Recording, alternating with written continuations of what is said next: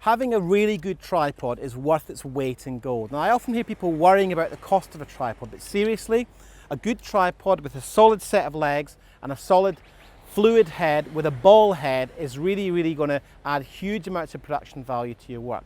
So when and why would you use a tripod?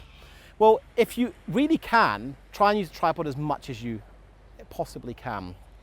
It gives you stability, fluid movement, pans, tilts, and all sorts of other techniques. But you need to have a little more time in order to set it up. So let's look at this tripod particularly.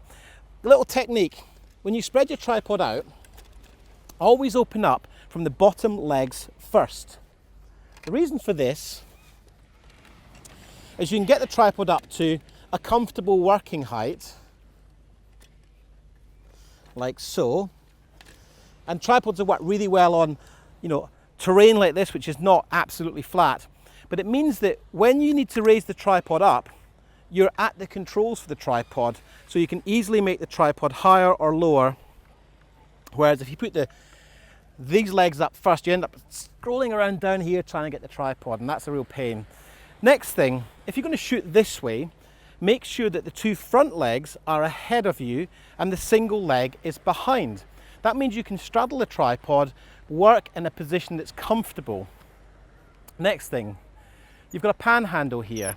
When you pack it away, you can simply loosen this off and drop the pan handle. I often see people taking the pan handle and squeezing the head down, locking the head off, and packing the tripod away like that, which will severely limit the life of your head. So don't leave your tripod packed under tension, just loosen the arm off.